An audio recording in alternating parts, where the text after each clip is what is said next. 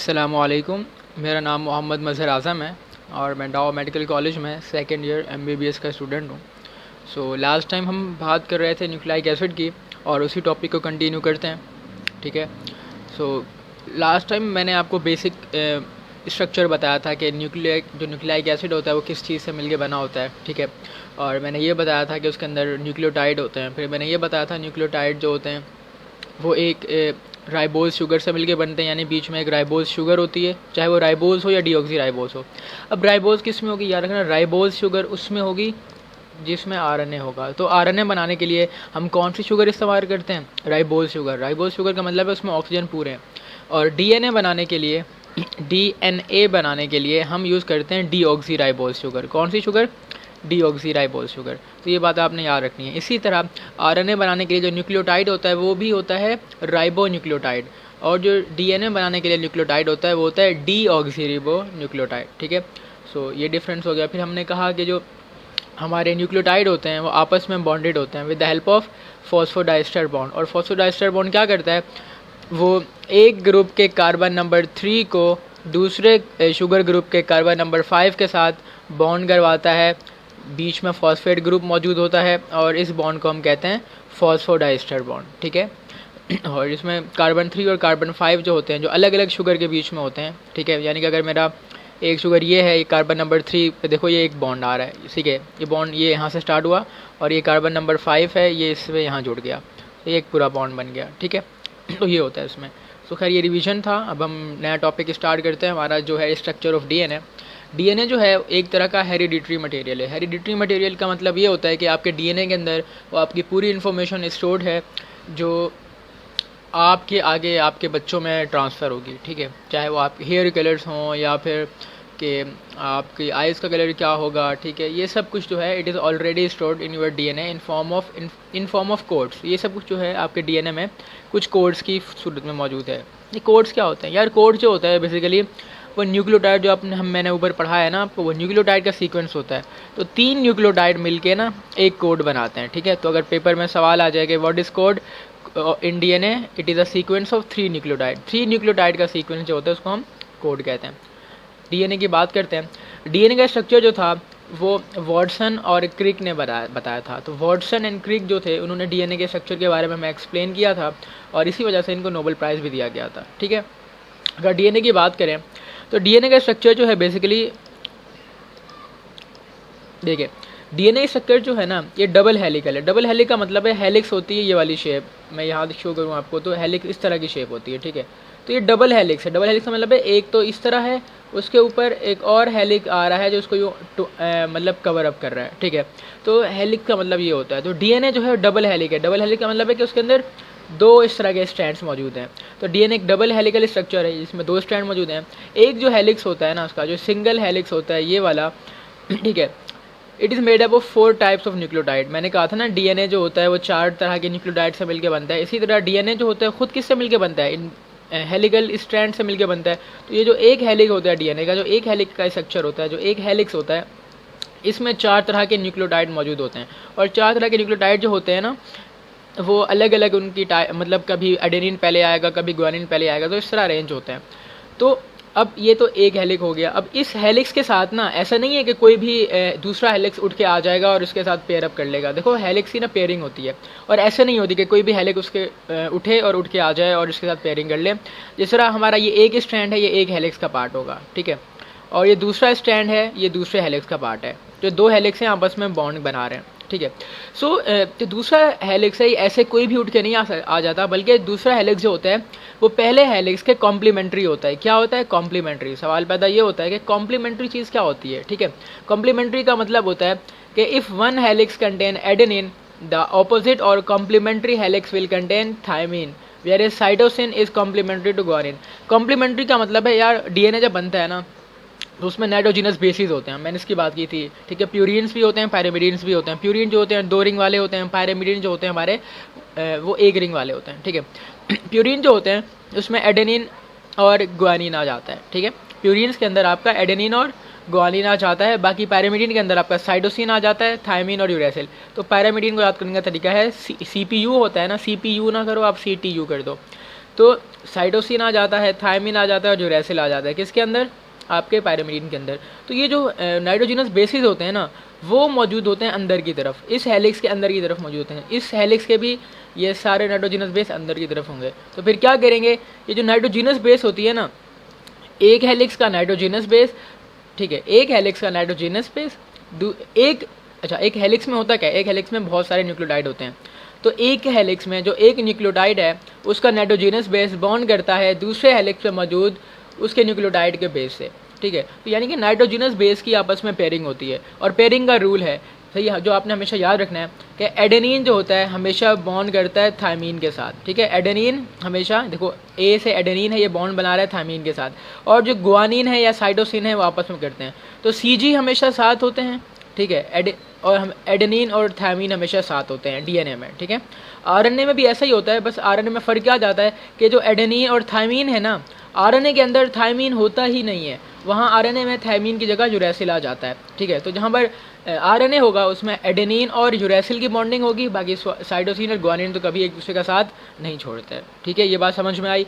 तो यानी कि जो डबल हेलिक्स होते हैं आपस में कॉम्प्लीमेंट्री होते हैं, और उसका मतलब ये होता है कि आपस में पेयरिंग कर रहे होते हैं। जो पेयरिंग कर रहे होते हैं वो नाइट्रोजनस बेस आपस में पेयरिंग कर रहा होता है, और जो नाइट्रोजनस बेस की जो पेयरिंग होती है वो कॉम्प्लीमेंट्री होती है। कॉम्प्लीमेंट्री का मतलब है कि adenine will always bind with thymine, अगर वो डीएनए है, अगर वो आरएनए है तो adenine will always bind with uracil. उल्टा भी यही होगा कि यूरेसिल हमेशा एडेनिन के साथ और थायमीन हमेशा एडेनिन के साथ, ठीक है।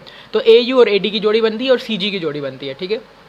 तो ठीक है, तो साइटोसिन हमेशा ग्वानिन के साथ बॉन्ड करता है। मैं एक और रूल बताता चलूँ कि ये जो बॉन्ड बनता है ना नाइट्रोजनस बेस के दरमियान, ये हाइड्रोजन बॉन्ड होता है, ठीक है। ये MCQs का पॉइंट है कि जो बेस के दरमियान जो नाइट्रोजनस बेस आपस में बॉन्ड बनाते हैं ना डीएनए के अंदर, वो बॉन्ड कौन सा होता है, वो हाइड्रोजन बॉन्ड होता है, ठीक है, वो हाइड्रोजन बॉन्ड होता है, ये MCQs का पॉइंट है। और जो न्यूक्लियोटाइड आपस में बॉन्ड बना रहे थे, क्या था वो फॉस्फोडाइस्टर बॉन्ड था। तो न्यूक्लियोटाइड का आपस में तो फॉस्फोडाइस्टर बॉन्ड है, बट दूसरे हेलिक्स के साथ हाइड्रोजन बॉन्ड के जरिए आपस में जुड़े हैं, ठीक है। ये बात हो गई। एक और MCQs का पॉइंट मैं आपको बताता चलूँ, ये सारे MD-CAT के इंपॉर्टेंट MCQs हैं, ठीक है, जो आपको याद रखना है, और इंटर में भी ऑब्वियसली आते हैं ये, ठीक है। तो जो भी मैं MCQs की बात करता हूँ वो दोनों के लिए इंपॉर्टेंट होते हैं, ठीक है।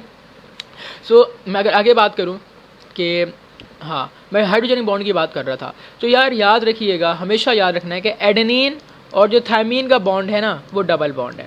सो एडेनिन और थायमीन के बीच जो हाइड्रोजन बॉन्ड बनता है वो डबल बॉन्ड होता है, और जो साइटोसिन और गुआनिन के बीच बनता है वो हमेशा ट्रिपल बॉन्ड होता है, ठीक है। तो साइटोसिन और गुआनिन के दरमियान जो बॉन्ड बनता है हमेशा ट्रिपल बॉन्ड होता है। एडेनिन और थायमीन या एडेनिन और यूरेसिल के दरमियान जो बॉन्ड बनेगा डबल बॉन्ड होगा। मैं एक और बात बताता चलूँ, ये आपने हमेशा याद रखनी है, हमेशा याद रखनी है कि जितने आपके पास एडेनिन होंगे ना डीएनए के अंदर, अगर मैं कहता हूँ मेरा डीएनए है उसके अंदर 40 एडेनिन है, तो मैंने आपसे सवाल पूछ लिया कि बताओ उस डीएनए के अंदर थायमीन कितने, तो आप बोलोगे 40, बिकॉज जितने एडेनिन होंगे उतने ही थायमीन होंगे, बिकॉज एडेनिन तो बॉन्ड ही थायमीन के साथ बनाएगा।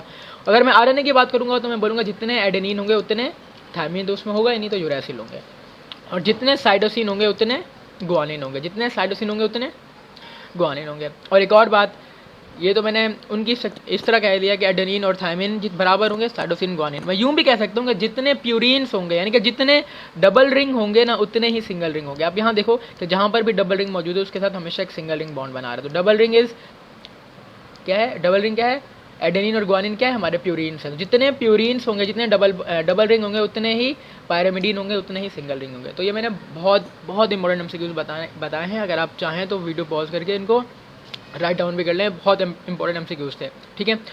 सो एक जो हेलिक्स होता है ना, उस हेलिक्स के दो पार्ट्स होते हैं, ठीक है। जो हमारा हेलिक्स होता है उसके दो पार्ट्स होते हैं। एक अपराइट पार्ट होता है जो कि डीऑक्सीराइबोज शुगर, ठीक है। अब देखो डीएनए है ना, तो डीएनए में तो राइबोज शुगर तो होगा नहीं, डीऑक्सीराइबोज शुगर होगा, और डीऑक्सीराइबोज शुगर का मतलब है उसके अंदर ऑक्सीजन, एक ऑक्सीजन उसमें कम है, ठीक है। तो जो अपराइट पार्ट होता है, ये वाला पार्ट है अपराइट का मतलब है। अपराइट पार्ट जो होता है it is made up of phosphate and deoxyribose sugar. तो upright part is made up of phosphate and deoxyribose sugar, और जो हमारा रंग होता है, जो बीच में स्ट्रक्चर आ रहा होता है ये वाला, it is made up of nitrogenous basis. जो बीच वाला पार्ट है जिसको हम रंग का नाम दे रहे हैं, ठीक है, it is made up of nitrogenous bases. ये MCQs का पार्ट है कि upright part is made up of deoxyribose sugar and phosphate group DNA में, और जो हमारा रंग वाला पार्ट होता है it is made up of nitrogenous bases, ठीक है। तो दोनों हेलिक्स होते हैं ना, they are held together by hydrogen bond, जो मैंने बताया। उस हाइड्रोजन बॉन्ड की वजह से जिपिंग and unzipping of helix occur by making breaking of bond. अब क्या होता है, अब जो डीएनए है वो आपस में इस तरह बॉन्डेड है। अब होता क्या है, जब भी हम कोई प्रोटीन बनाना होता है ना हमें, या कोई जीन बनानी होती है, कोई भी चीज़ हमने अपने बॉडी के अंदर बनानी होती है जिसके अंदर प्रोटीन शामिल होता है, तो हम क्या करते हैं, इस डीएनए जो पहले इस तरह वाउंड हुआ होता है ना एक दूसरे के, डबल हेलिक्स होता है, उस डबल हेलिक्स हो ना, क्योंकि आपस में जुड़ा हुआ है इस तरह बॉन्ड की सूरत में, ठीक है, यानी कि एक हेलिक्स है, ये दूसरा हेलिक्स है, और इनमें आपस में बॉन्ड बने हुए हैं। सो अगर मैं चाह रहा हूँ कि इससे कोई चीज़ बनाऊँ, तो मैं क्या करूँगा, इस हेलिक्स में से ये बॉन्ड तोड़ दूंगा। तो जब बॉन्ड टूटेगा तभी हम इस डीएनए को रीड करेंगे, और डीएनए को रीड करके हम डीएनए की तरह का एक आरएनए बनाएंगे जो डीएनए का कॉम्प्लीमेंट्री होगा। क्या, हम इसी तरह इस डबल हेलिक्स को पहले तोड़ेंगे, हाइड्रोजन बॉन्ड को तोड़ेंगे, तो ये डबल हेलिक्स जो है वो अलग हो जाएगा, एक सिंगल स्ट्रैंड आ जाएगा। इस सिंगल स्ट्रैंड की मदद से हम सिंगल स्ट्रैंड के ऊपर जो मौजूद होंगे ना, जितने भी मेरे न्यूक्लियोटाइड लगे होंगे, मैं उनको रीड करूँगा और उनकी मदद से बिल्कुल उनकी तरह का एक आरएनए बनाऊँगा, यानी कि जिस तरह जो कॉम्प्लीमेंट्री आरएनए होगा। जो आरएनए बनाऊंगा उस आरएनए को कहता हूँ मैं मैसेंजर आरएनए, ठीक है, और वो न्यूक्लियस के अंदर मैसेंजर आरएनए बन जाएगा। किससे बनेगा, डीएनए से। फिर वो मेरी बॉडी के बाहर चला जाएगा, उस बॉडी कह रहा हूँ सॉरी, न्यूक्लियस के बाहर जाएगा, और साइटोप्लाज्म में जो मैसेंजर आरएनए होता है ना, जो दरअसल वो वाला न्यूक्लियोटाइड का सीक्वेंस लेके आ रहा है जो डीएनए के ऊपर मौजूद था, बिकॉज कॉम्प्लीमेंट्री है ना, तो जो मेरा मैसेंजर आरएनए आ रहा है वो वाला सीक्वेंस लेके आ रहा है न्यूक्लियोटाइड का, जो कि मेरे डीएनए के ऊपर मौजूद था। तो इस सीक्वेंस में ना क्या होगा, तीन न्यूक्लियोटाइड की पेयर बने होंगे। वो तीन न्यूक्लियोटाइड क्या होते हैं, कोड होते हैं। तो ये कोड जो होता है दरअसल मैसेंजर आरएनए डीएनए से न्यूक्लियस के अंदर से लेके आता है, साइटोप्लाज्म में आता है।